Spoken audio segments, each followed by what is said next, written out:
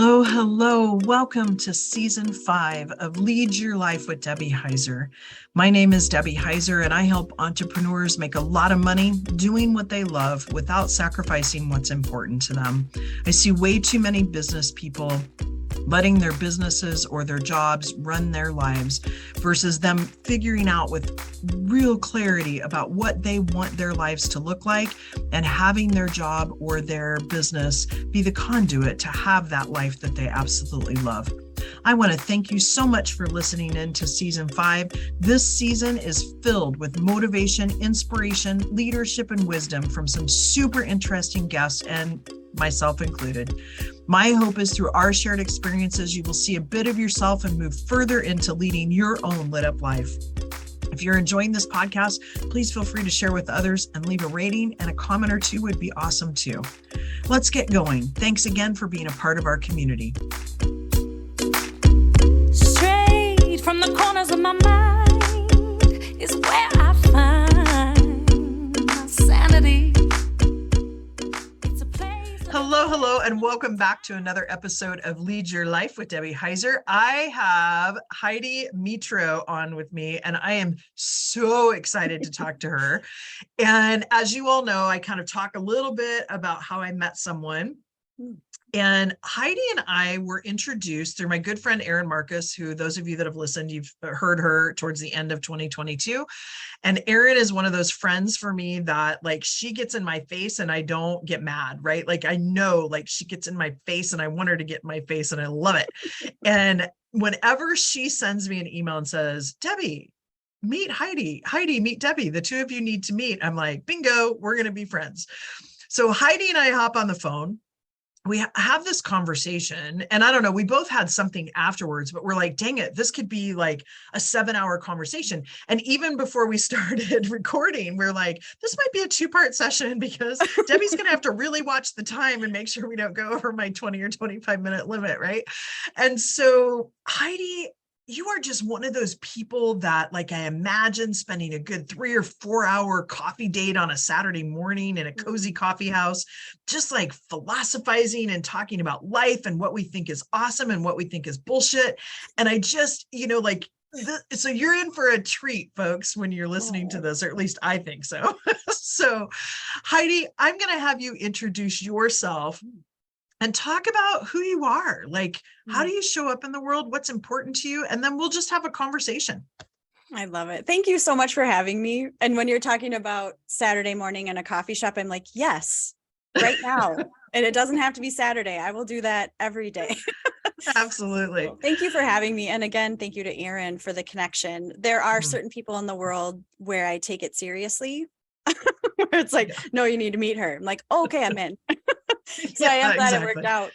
And I think as you're asking me like how I show up in the world, I think that's a really lovely question. And I tend to show up in the world with a lot of questions. I tend to show up I'm very curious. I genuinely like to know why people think the way they think. I like to know how people are feeling because I have a lot of intuitive sense and I like the confirmation or the direction if I'm off base. But I tend to show up compassionately angry a lot of the time because there's so much work to be done to create. Tell me more about that. About being compassionately angry. Yeah. Like, and I'm sorry because I interrupted you because you're just about ready to say to create something. I still am that like 8-year-old kid in my room wishing the world was a better place. But now I have money and I have empowerment and I have opportunity and I have privilege and I have responsibility to create it as much as I have access to while I'm on the planet. And I tend to feel irritated. We call it in my inner circle, we use the word sacred all the time because it makes it a little more palatable, that I'm sacredly irritated by the lack of people showing up and getting the work done. And to me, getting the work done is like owning your leadership, finding out what breaks your heart and what pisses you off and how you can contribute to making that better. And that's how I show up in the world. So compassionately angry is like, come on, let's go. The world's on fire. Grab your extinguisher. Let's move. Yeah. So I want to know, so like there's so much here. I'm like jotting down little notes to go back to. I want to know what breaks your heart and what pisses you off. So right now, what's breaking my heart right now, I just finished the book Just Mercy. I don't know if you've read Yeah, that by I saw Brian you. Stevenson. I have not, but I saw you post it and I've added it to my list. So my partner Mike and I, we are in a marriage. I'm white and he's black. And so we do a lot of equity work in our community. And we live in a really white part of the Midwest, not far actually from where George Floyd was killed. And so it really has erupted the bubble here. Yeah. And the focus on equity, Mike and I actually founded an organization in our town called the Keystone Collective. And it's a group of individuals in different facets of our community who are all compassionately angry, who are all like, what do I do? And Yeah. what do I do is a really important question. And people tend to want to do like the big grandiose macro thing. And Yeah. oftentimes it's like, no, go ultra micro. So what pisses me off is when people do nothing. I understand it, but it pisses me off. And that also breaks my heart because typically people aren't acting because they're missing an empowerment piece, or I guess what breaks my heart is people who don't know how powerful they are, especially who I happen to work with are white women. And when I see a group of white women bowing out because they don't know what to do, it drives me batshit. And it does break my heart because we are the ones that can contribute so much to creating a more equitable and compassionate and kind world. And that's badass to me. Yeah, I would agree with you, Heidi. And so when you think about that ultra micro, like give the listeners, this question, what do I do? Right? Like give us a couple of things because I've been reading, I've been doing some things, but I too am like, okay, what do I do? And particular to equity work? Yes, because I want to go down that route, right? Because I know that's a passionate piece for you. And I remember having this really intriguing conversation with my niece, who is she was a freshman at the time in college in California, and two of her friends, one who was multiracial and the other who was white. And it was such an intriguing conversation and how they came at it so differently when we were talking about equity and inclusion. And so give the listeners, and frankly, myself, what are some ultra micro things that you would say, these are things you can make an immediate change right now? Right. I think the immediate change has to begin with the individual, where it is a matter of going, how am I contributing and how am I benefiting from the systems as they are? So some of this has to do with terminology. Some of it has to do with people think about racism as being overt. People think about racism as, I call you a terrible word. I call you something derogatory. Racism is a structure. Racism is a system, and it's working perfectly. If you come to the Midwest, if you come to where I live, geographically, the reason it looks like this is because racism works, because the systems are designed that way. If you look at real estate, if you look at the banking industry, if you look at education, all of those systems are designed to center whiteness. And I don't mean white people. We have to have a little bit of a thicker skin when we're talking about equity and diversity. One of the ways that, I've been in a marriage for, a long time. Mike and I have been together for over 20 years. And there were lots of conversations that we were having privately behind closed doors. And it really did crack open with the death of George Floyd. It was like, our white friends have no idea what is happening. They have no idea all of the rules that we have in place about where Mike can run, when he can go to the grocery store, where he keeps his wallet in our car. Those are real conversations that we continue to have. And so it really does begin with your own education. And that has everything to do with, go do a little bit of a bookshelf audit. Are there all white people on your bookshelf? In the personal development space, are you listening to anyone of color, right? Go to Instagram and check who you're following. Do they all look like you? Start to listen to Black women, especially. Maisha T. Hill, Trudy LeBron. Go to these pages and listen to these women. And don't act yet. You're not ready. Yeah. Go learn. White women are taught, go act, go save the world, go do all of the things. Nope. Yeah. Zip it and read. Yeah. Take it baby steps. It will break your heart. It will piss you off. And this will be a marathon that you run for the rest of your life.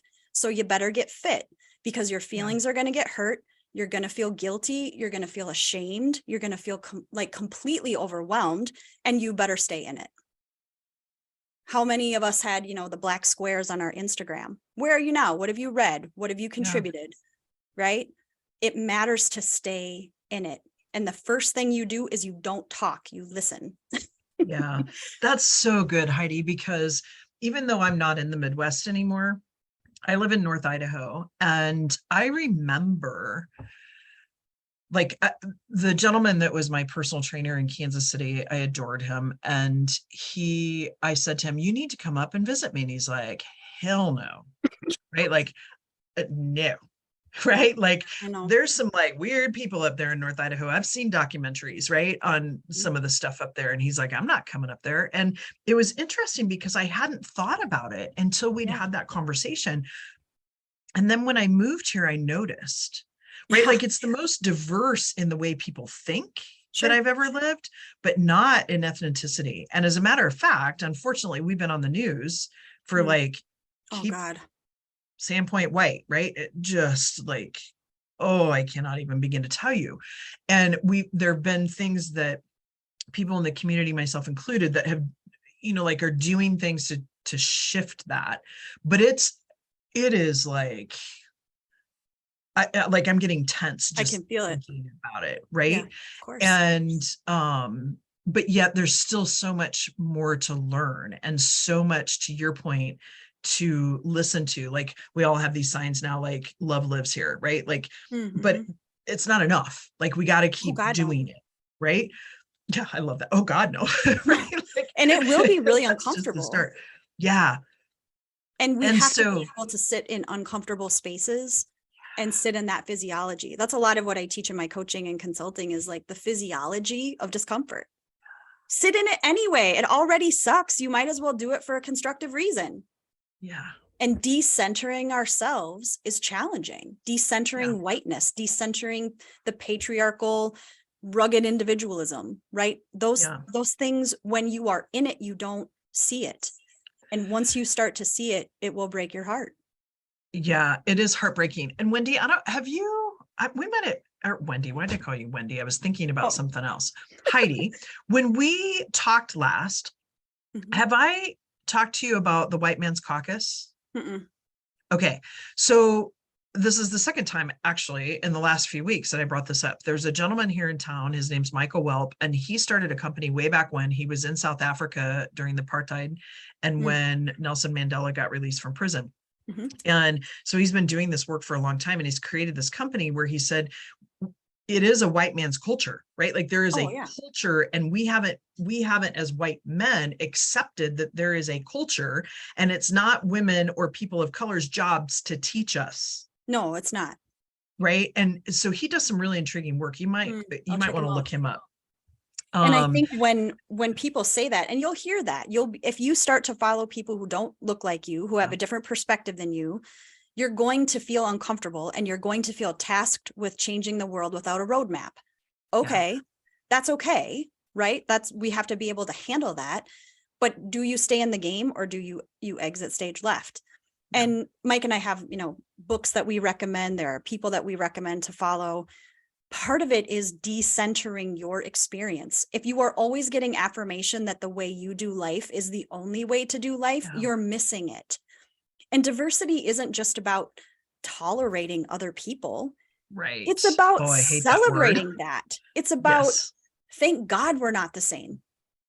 And can you handle being uncomfortable? I live in the Midwest. Everybody wants to be nice. Everybody wants to be, they call it Minnesota nice for a reason. It's really just Minnesota passive aggressive. And I'm going to judge you behind your back and tell you that your hot dish is, well, that's different if you don't like it.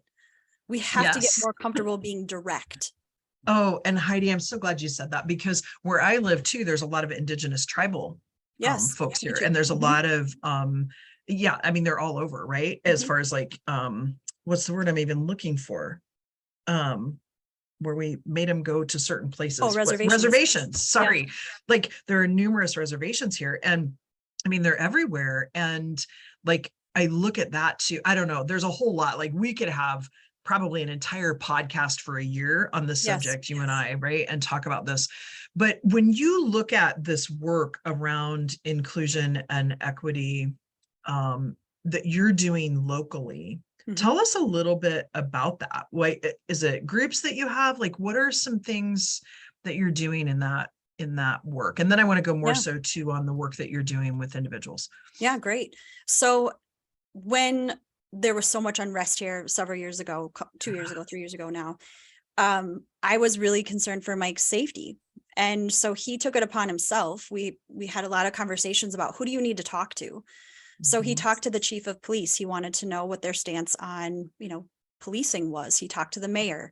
He talked to city council people, and we both started getting active.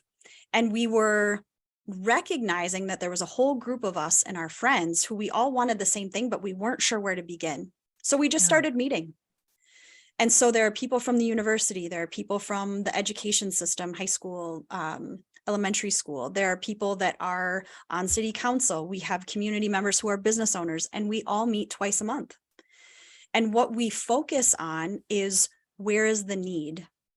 So right now we have a group of individuals at our high school who they're all white teachers, man.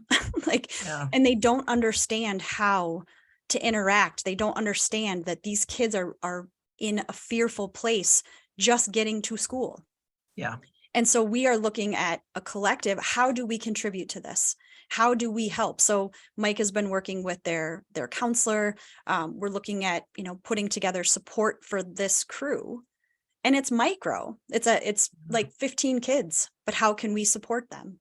How can we talk to our elected officials? And that's part of what we're doing in terms of, so the company that I have is called When You Lead Coaching and Consulting. And the way that we approach leadership is really strengths-based. And we want people to be coming from their strengths-based center so that they can have these difficult conversations, so that they can stay in the tension of non-closure, which is a phrase you'll hear in equity work a lot. It's not going to close, man. And can you sit in that tension? So we are politically active in the sense of talking to the people who are going to be, it doesn't matter Democrat or Republican, it matters where do you stand on equity. And there are some really intentional and compassionate people on both sides of that. And we're very clear that that's who we're talking to. You want to be on the fringe of either side, we're not available. Yeah. You want to come together and talk about best practice? Okay. So how are we centering equity in our libraries? How are we centering equity in our schools? And then we participate.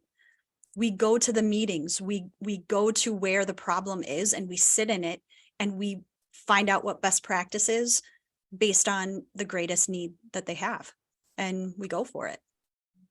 Heidi, hats off to you, because like you said, it's not easy. And that dichotomy of tension that's there, it's such a great, for the lack of a better word, like I think about servant leadership, right? Like, oh yeah, this idea that you're serving because a servant leader is okay in the tension and is a disruptor for other people, right? Sacred to be able to, and it's a privilege to be able to do it, partly because I have the luxury of being a business owner. It's very hard.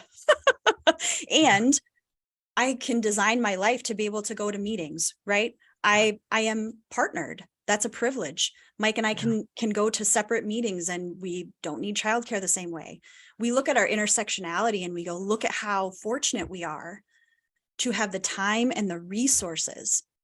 Yeah. And by God, this is the rent that I'm paying to live on this planet. Yeah. And it's not going to get done in my lifetime, but I'm sure as hell not going to be the one that dropped the ball. Yeah.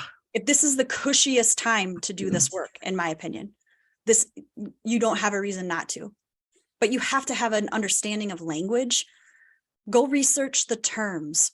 What we're working on right now on the back end is like, how do you define racism? How do you define equity? How do you define microaggression? What's the book list you should be reading? These are all things that we're working on the back end.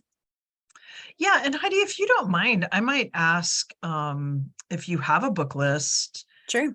or people to follow, shoot me that email and we'll put some of it out on Great. the show notes for those of you listening, and even throw it out when we do the posting Love it. on social media. And that way we can provide that as a resource to folks. So Oh, I love that. Thank you for that invitation. I will. Yeah, absolutely.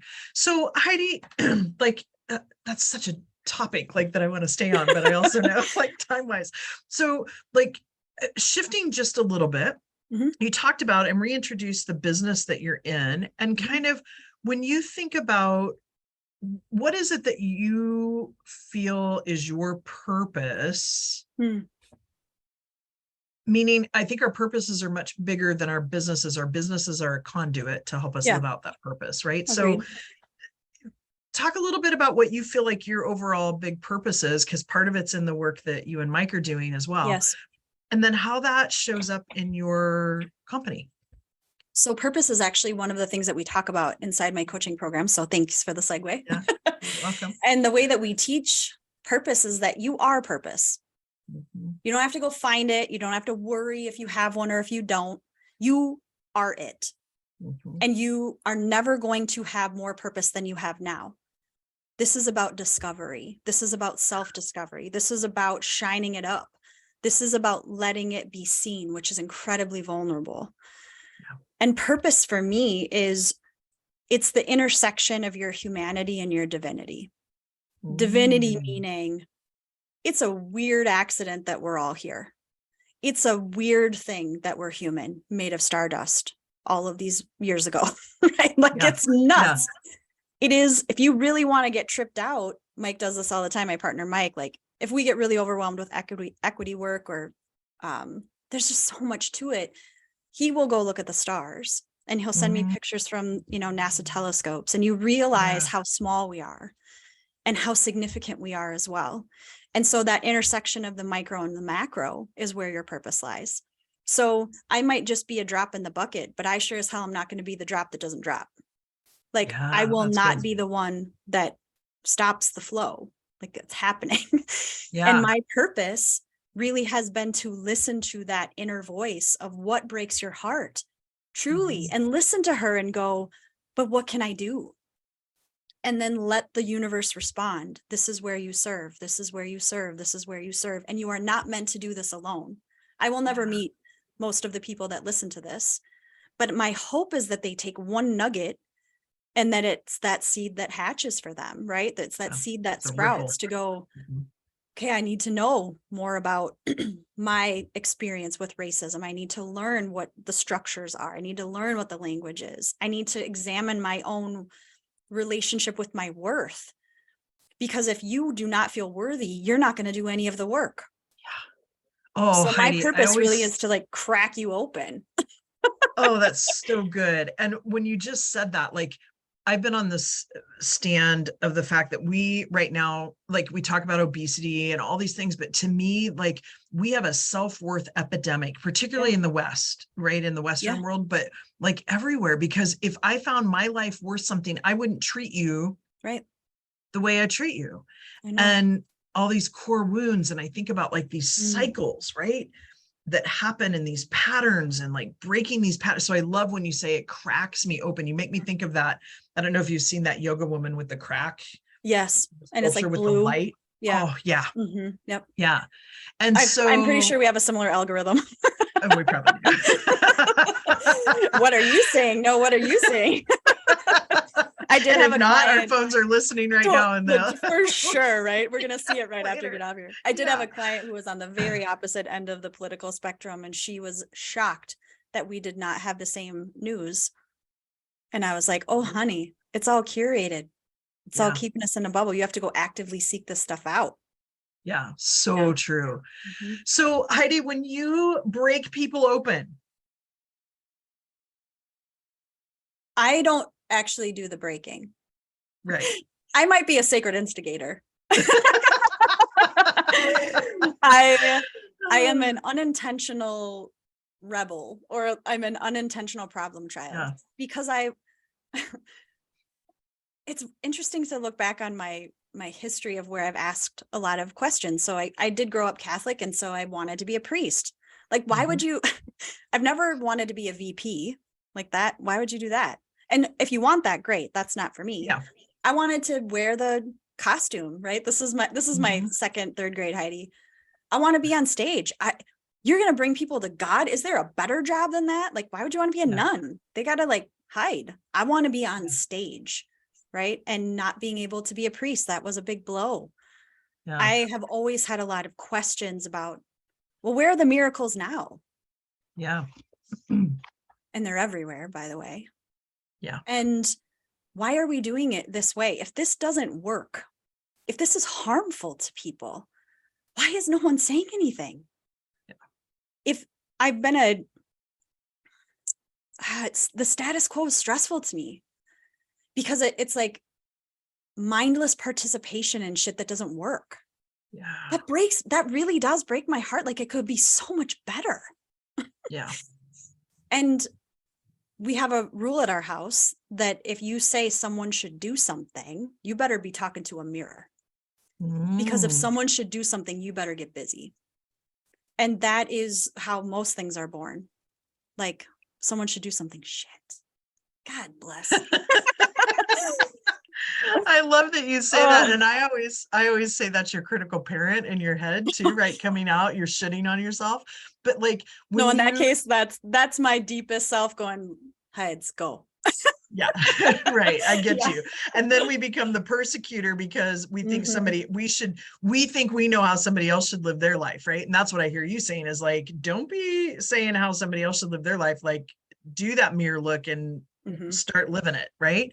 And we have that phrase of you go first. Oh, I like that. And that's not all the time. Women don't need to hear that all the time. Right. But if you, I just saw this, actually it was a girlfriend, Elizabeth, thank you for sending this to me. It was like this, she sent it to me right around the new year. And it was this guy acting on a TikTok or something. I'm not on TikTok. It's like, I'm not cool enough. I don't know. I don't understand all this stuff.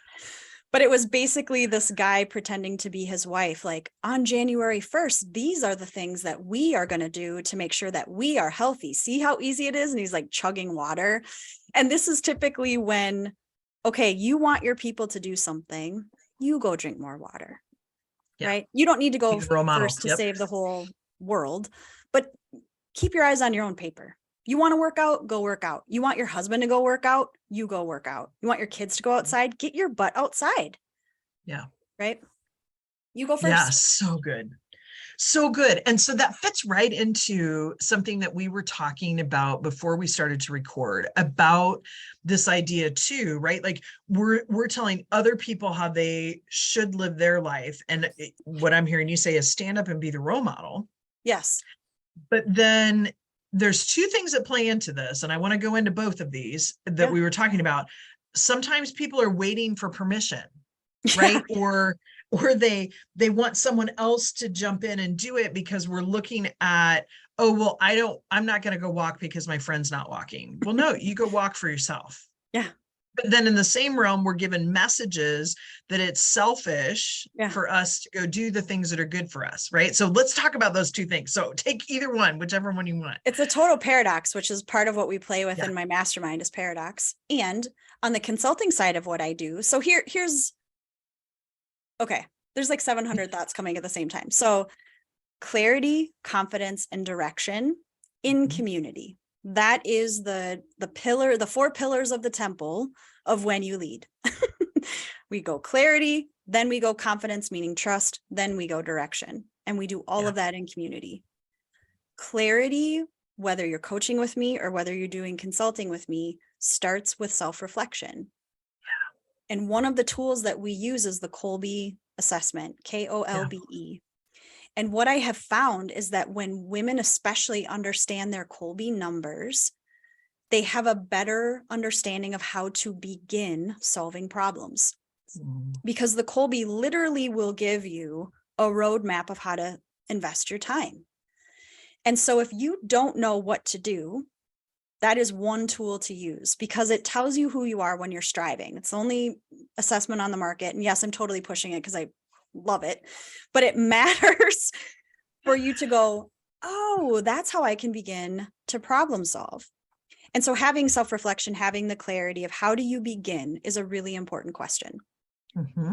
Keeping your eyes on your own paper when you are starting a journey really does matter. Yeah. Paradoxically, that may make you incredibly selfish and good. Because if you break the word self and then the suffix ish into 2 words, self is like pertaining to you. Yeah. Ish means to belong. You want me to belong to myself? I am in. We talk about being sacredly selfish in the way of how do you belong to yourself in this situation? Love that. How do you belong to yourself in your marriage? How do you belong to yourself with your kids? That's usually where women come to me, is they're at this crossroads of like, I don't even know what my role is. The kids have left. I've centered my life around, like, what do I do now? That's the sacred crossroads, right? So how well do you belong to yourself in your career? How well do you belong to yourself in your friendships, in your family? You want to get real deep. Yeah. Family systems are no joke. You have to get selfish there because no one else is going to do it. Okay, wait, it could be a paradox because it is a joke, but it is no joke. It's because all there's of that. so many patterns, right? Yeah. So really it becomes about the dance. Yeah. I belong to myself, and the more I belong to myself, the more aware I am of other people. Because we should do an episode on fill your own cup first, because that just implies that you're supposed to go pour it out for other people, which drives me nuts. Oh, drink from your own damn cup. Yeah, I talk about a vase, right? And I can't steal it because Rachel Hollis did it, but where like when you pour out, if I hear one more time about pouring out into other people, that creates resentment. Yeah. And I'd much rather have people have my overflow, and they do have their own cup, right? But like, if we're all maneuvering from our overflow, how much better would the world be? Because we'd be in love instead of fear. And we would tend to what needs tending. Yes. And that I want women especially to belong to themselves more, so that they can pay attention to where the world needs their gifts and talents, and they can get busy. I love that. Heidi, I love that. Thank you. Me too. Okay. And I'm going to announce it here. We are going to set up another time and have another podcast in a few months, because I kind of see us doing one once a quarter, right? Because I think the two of us, we speak a little bit different language with it, but we talk the same things. And just this depth of like tension and the usage of words, like words matter, but they are matter. It's energy. And there's just so much to like uncover. So if you're willing, I'm going to put it down, and I'm going to make sure to send you a link so that we can do this. And so I hate to say that we're kind of at the end of our time here, but we are. And so, I feel this tension, right? You've already got me You there. can handle it. We can do it. Right? I would way rather, it's like leaving a vacation wishing you could stay, or going, oh my God, I can't wait to go home. I would always prefer to be like, oh, I wish we could stay. And I wish we could stay. I'm sure, I feel very confident that all of the folks that are listening are there and are going to listen into the remaining ones that we do. But Heidi, before we hop off, tell us, if someone wants to follow you, they want to learn more about you, about the work you and Mike are doing, where would be the best place for them to go?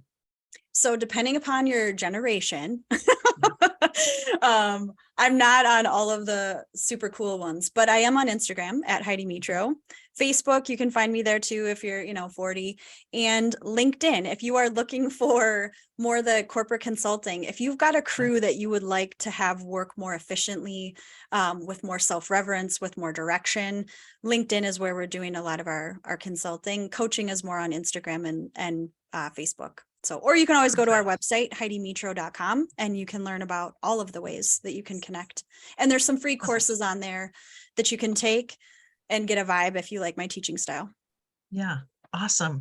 Heidi, thank you so much for being here. I so appreciate your time, and I love the candle flickering in the background. Yes. Got some good mood. For those of you that are listening, you might want to go check it out on YouTube.